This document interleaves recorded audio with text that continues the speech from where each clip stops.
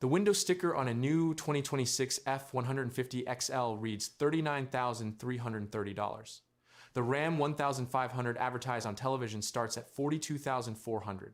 Those numbers are real. They are also almost completely disconnected from what people actually spend. Because according to Kelley Blue Book's transaction data from March 2026, the average American who drove a new full-size pickup truck off a dealer lot paid $65,964. Not the advertised price, the actual money that exchanged hands. That gap, $26,000 between what the ads show and what people spend, is the entire story of this video. And the person who can actually afford a $50,000 truck in 2026 is a much shorter list than the parking lots in suburban America suggest. Here's the detail that should recalibrate everything that follows. A $50,000 truck is now the budget option in the full-size segment. All of the major gas-powered full-size pickups have starting prices in the low $40,000 range. But the average full-size truck buyer spent more than $66,000 in recent months. $50,000 puts you somewhere between the base work truck floor and the first real trim upgrade. When we ask who can afford a $50,000 truck, we are not asking who can afford a luxury vehicle. We are asking who can afford what the market now classifies as the entry level of the American pickup segment. And here's the number that earns this entire video. Experian Automotive's analysis of more than 5 million open auto loans and leases shows nearly 19% of new vehicle loans include a monthly payment of at least $1,000. Not 1 in 20, nearly 1 in 5. And almost 74% of those $1,000 payments are for non-luxury models, with the top 5 being popular pickup trucks, including the Ford F-150, Chevrolet Silverado, and Ram 1500. At the same time, 90-day or more auto loan delinquencies reached 5.6% in the first quarter of 2026, up from 5.21% the prior quarter, and well above the long-term average of 3.59%. And subprime auto loan delinquencies have reached their highest level in 32 years, a record stretching all the way back to January 1994, according to data published by Fitch and analyzed by industry expert Bill Plug. So, who is actually buying these trucks? Who can actually afford them? And what does afford even mean in a market where the evidence suggests people have quietly redefined it to mean, I got approved? That is what this video is about. By the time we finish, you are going to look at the $65,000 F-150 Lariat sitting on a dealer lot very differently than you did 4 minutes ago. Here is the central problem with how we talk about truck affordability. Everyone fixates on the monthly payment. Dealers spent decades training buyers to think in monthly installments rather than total cost, because the monthly payment makes almost any price psychologically digestible. A $35,000 car feels expensive. An extra $80 per month on top of your current payment does not. This reframe is the dealer's most valuable tool, and it is the mechanism that lets people end up financing $65,000 trucks for 6 years without fully processing what they agreed to. I'm going to call this the menu problem throughout this video, because it applies at every single layer of the affordability question. When you sit down at a restaurant, the menu lists the steak at $49, but the check, when it arrives, reads $79. The steak, the wine you ordered, the tax, the tip, the menu price was accurate. It was also only part of the story. Buying a truck runs on identical logic. The sticker is the menu. The loan terms are the wine you didn't budget for. Insurance, gas, and maintenance. Those are the tax and tip that make the total bill 20 to 30% more than what you expected when you were standing in the showroom. And almost nobody runs the full check before they sign. I'm going to give you 3 levels of who actually can and cannot afford a $50,000 truck in this market.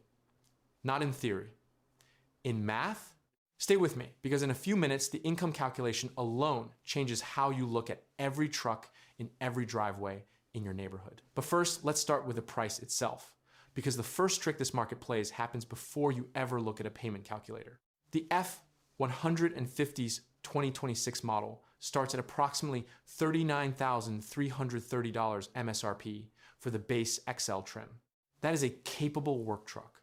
Steel bed, cloth seats, no unnecessary features. But almost nobody who walks into a dealership buys that configuration. They buy options. They buy crew cabs. They buy four-wheel drive packages. They buy the XLT, the Lariat, the King Ranch. The average MSRP for full-size pickups tops $70,000 for the fifth consecutive month, heading into 2026. The gap between the average truck price and the average overall new car price is more than $16,000, reflecting how heavily loaded new trucks have gotten. The $50,000 truck we're discussing is already the discount version of the category. Here's what that $50,000 truck actually costs you across the ownership period, assuming you put down 10% and finance the rest. You are borrowing $45,000. The average car loan interest rate for new car loans was 6.9% APR in May 2026, according to Edmunds. The industry average loan term is 68 months. At 6.9% for 68 months on $45,000, your monthly loan payment is approximately $800. That is just the loan, nothing else. The national average for full coverage truck insurance is $240 per month or $2,892 per year. A base F-150 specifically runs about $2,696 per year. Call it $225 per month. Fuel. A standard F-150 with the 5-liter V8 gets around 18 miles per gallon combined. Driving the national average of 15,000 miles per year, you burn roughly 833 gallons. At current prices, that is approximately $220 per month. The average annual repair and maintenance cost for a Ford F-150 is in the region of $788 per year, $66 per month for scheduled maintenance alone, not including unscheduled repairs, which even conservatively could add another $4,000 to $8,000 over 5 years, added up. $800 for the loan, $225 for insurance, $220 for fuel, $66 for maintenance. That is $1,311 per month before rent, food, or anything else. AAA's 2025 Your Driving Cost Study says the average ownership cost for a new vehicle driven 75,000 miles over 5 years is $11,577 annually. And that is for the average car, not a full-size V8 pickup with above-average fuel costs.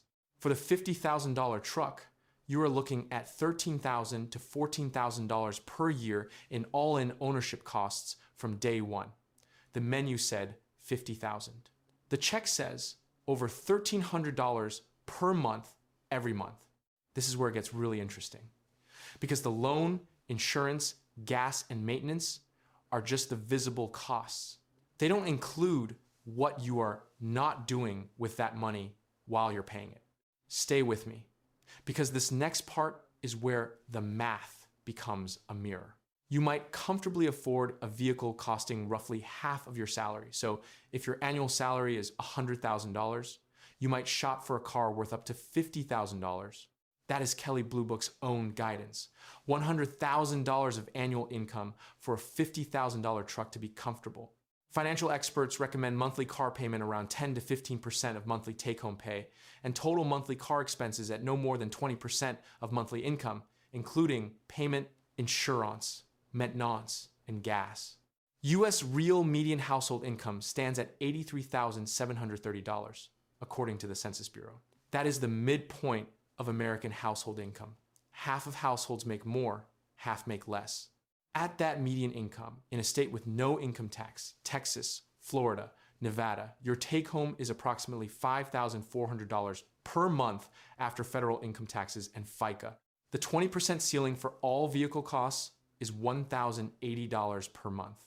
Our $50,000 truck costs $1,311. You are already above the recommended ceiling at the median American household income before factoring in existing credit card debt, student loans, or a mortgage. The math doesn't lie. The bank's approval process does. This is where I think about truck buyers in 3 distinct buckets. This framework is the most useful structure I've found for answering the question in this video's title. Bucket 1, the utility buyer. The contractor, the electrician, the rancher, the small business owner, someone for whom the truck generates income or functions as a legitimate tax-deductible business expense. A plumber whose F-150 hauls tools to 10 jobs per week and gets written off through an LLC is not in the same financial conversation as a marketing manager earning $72,000 per year who commutes 45 minutes to an open plan office in the same truck. The plumber's truck is a tool that earns money. The marketing manager's truck is a lifestyle purchase wearing a work vehicle costume. I am not judging either buyer. I'm identifying the math, because for the utility buyer, the business deduction and depreciation schedule change the net cost significantly. For the second buyer, they do not. Bucket 2, the genuinely comfortable buyer. Household income above $100,000, low existing debt, strong credit, in the K-shaped economy of haves and have-nots. The highest rated category of auto loans credit scores of 760 and above accounted for 42.8% of all originations in Q1 2026, up from 41.1% a year ago. Borrowers with Subprime credit averaged a new car loan rate of 4.66% in Q4 2025. At 4.66% on $45,000 over 60 months, the payment is about $840. Still aggressive. But at $100,000 of income, with modest existing obligations, it fits barely and without much margin. Bucket 3, the aspirational buyer. This is the largest bucket. The person earning $75,000 to $90,000 with a trade-in carrying negative equity, who stretches the loan to 72 months to make the payment survivable, gets handed a 6 or 7% rate, and drives home in a truck that technically clears the monthly statement, but quietly consumes the financial margin of their entire life. Not all borrowers are experiencing delinquency equally. Auto loan delinquency rates now demonstrate a significant divide between higher risk and lower risk credit segments. Bucket 3 is the dominant segment of the parking lot. It is also the segment driving those 32-year delinquency records. By the way, hit subscribe if you like the content. Otherwise, YouTube's algorithm may never show you my videos again. Knowing these numbers and building a financial system that actually responds to them are two completely different things. I've watched people absorb every piece of data I just gave you and still walk into a dealership and sign the 72-month loan because information and decision-making under the influence of a new car smell occupy different parts of the brain. I built a tool for this gap. It's called the Exit Code. It's a digital book grounded in 50 years of actual retirement and personal finance data. No opinions, no motivation, just math. Specifically, it's a framework for converting your current income and current decisions into a specific, calculable date when work becomes optional. I bring it up here because the truck purchase is a microcosm of the exact decision pattern that separates people who build real financial margin from people who look financially comfortable but carry none. One of the mechanics the book covers is what I call the 58% rule, the mathematical reality that more than half of people who exit the workforce early didn't choose to. They were pushed out by health, layoffs, or family obligations. The financial buffer, they didn't build much of it, sitting in monthly payments on depreciating assets, is what made that forced exit so damaging. The book also covers the dynamic withdrawal method, which replaces the standard 4% retirement rule with something that actually holds up against sequence of returns risk. 8 chapters of pure research, no filler.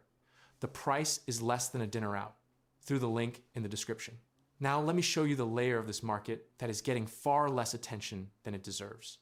The 5.6% delinquency headline is striking, but the structure underneath it tells a more specific story. Loans to borrowers with subprime credit, defined as scores below 620, accounted for 15.6% of Q1 2026 auto originations. And this subprime cohort is experiencing conditions that have been deep red for nearly 4 consecutive years, from 2023 through early 2026. Here is the number that makes this concrete. The average new car auto loan rate for borrowers with deep subprime credit was 16.01% in Q4 2025. The latest data available from Experian, 16%, On $50,000 financed over 72 months at 16%, the monthly loan payment alone is approximately $1,085. That is just the loan, not the insurance, not the fuel, not the registration. That buyer is spending between $1,500 and $1,700 per month on a $50,000 truck. And over 72 months, they pay approximately $28,000 in interest.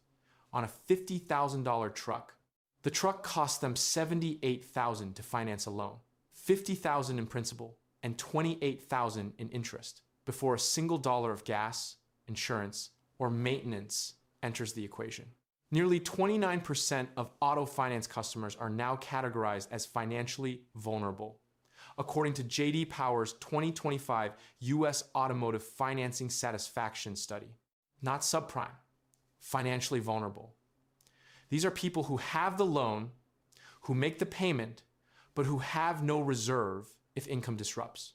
There are warning signs in the data. Nearly 6 in 10 buyers now fold some negative equity from an old loan into their new loan. 6 in 10. They did not pay off the last vehicle before financing the next one. They absorbed the shortfall into fresh debt. This is not a rare edge case. It is the standard structure of how trucks get purchased in America in 2026. And it means that a meaningful share of the people financing $50,000 trucks are doing so from a position that was already financially underwater. There is a character in this story who deserves a name. He is not a specific individual. He is a composite of a pattern that plays out across millions of American households and that I've watched unfold through a decade of being around business owners and the accountants who help them understand where their money goes. He earns a meaningful raise. His income has finally hit the number he expected in his mid-30s, and that raise does something interesting in his psychology. It feels like permission. His income now says he has arrived. He goes to the dealership, he buys the truck he wanted since he was 22, he makes the payments without stress, he does not default by every external observable metric he has afforded his truck. But the raise did not change his net worth.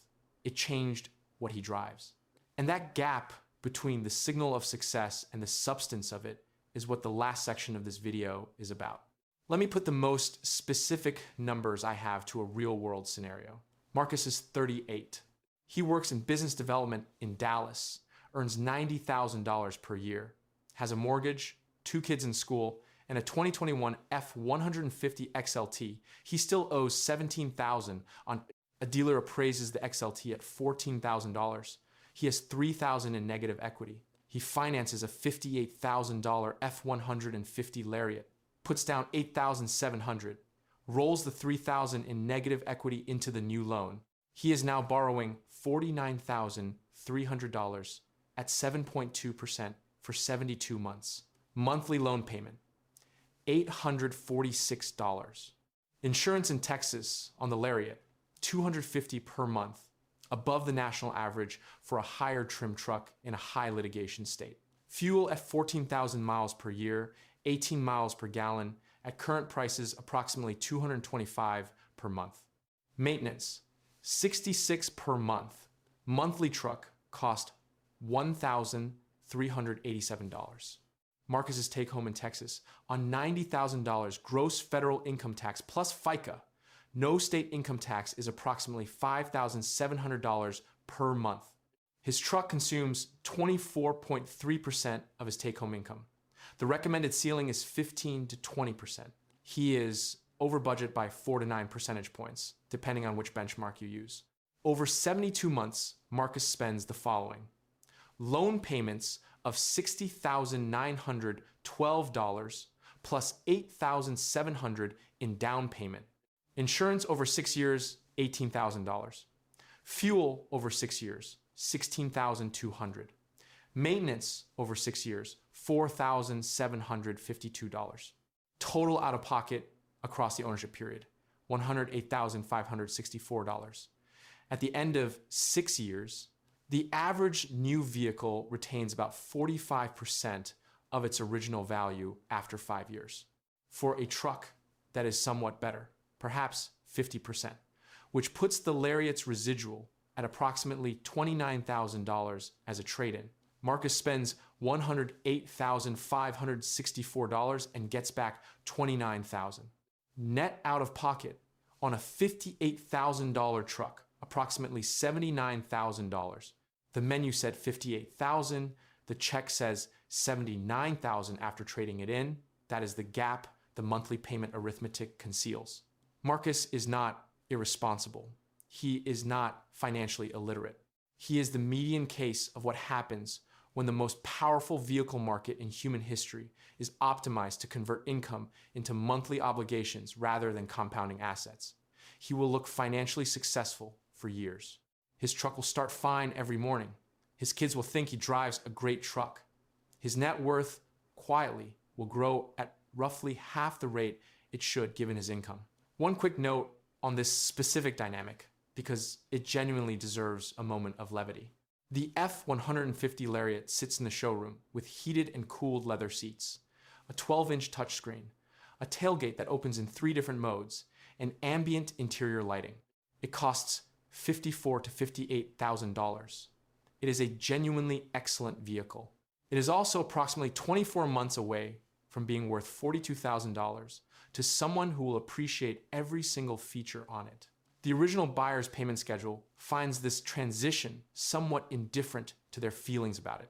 Here's the argument I want to leave you with, and it is the one the industry does not benefit from you spending too much time on. You think the problem is that $50,000 trucks are too expensive. You might have a point.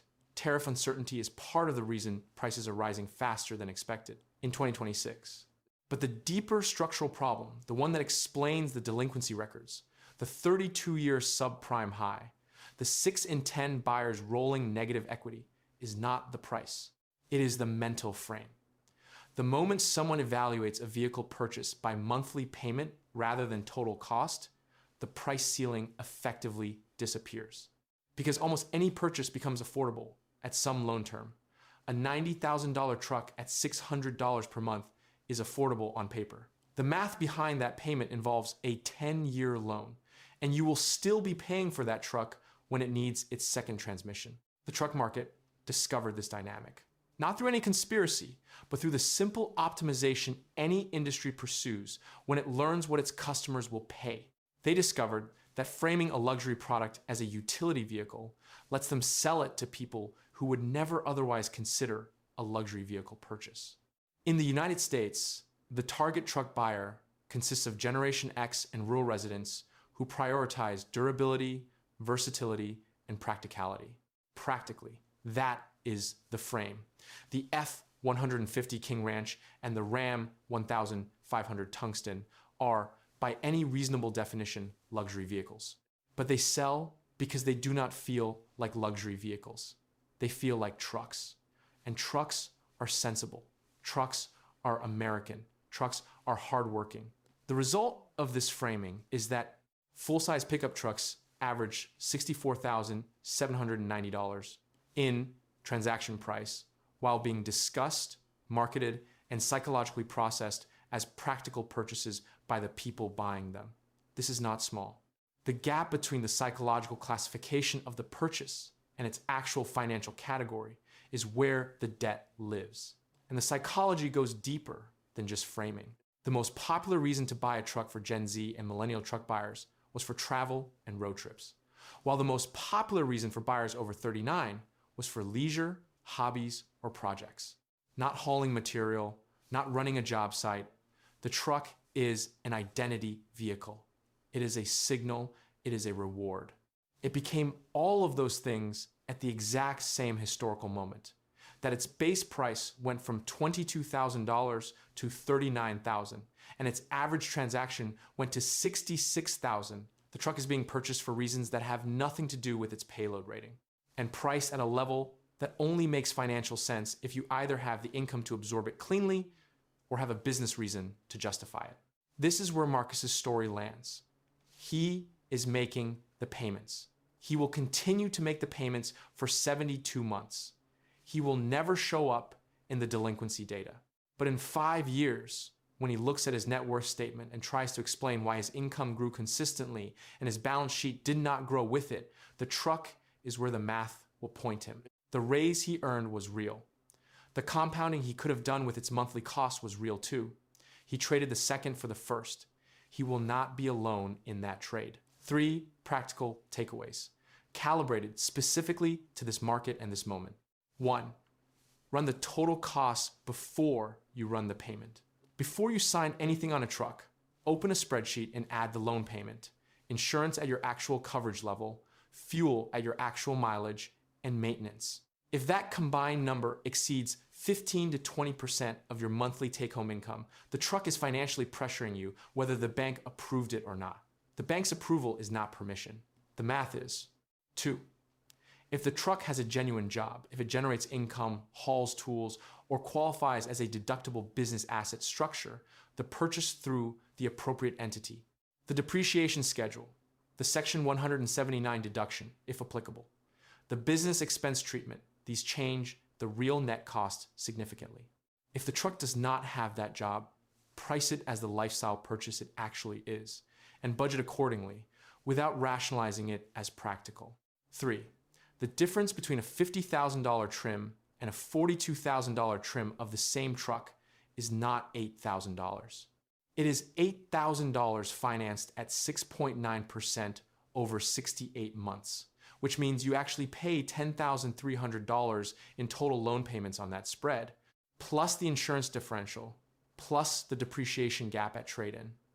Every trim upgrade compounds into a wider total cost gap. So does every trim you decline.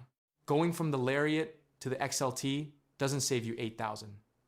Over the ownership period, it saves you closer to $13,000 or $14,000. Lazy investing built more fortune than crypto memes. The parking lot outside your gym, your kid's school, your office building, it is full of $65,000 trucks owned by people whose net worth statement would genuinely surprise you if you could see it. The truck says they have arrived. Sometimes they have. More often, the truck is borrowing against the future to perform a present tense version of success. In a market where 5.6% of outstanding auto debt was at least 90 days delinquent in Q1 2026, up 12.2% from a year earlier, the people who can actually afford the $50,000 truck are mostly the ones who don't need it to signal anything at all.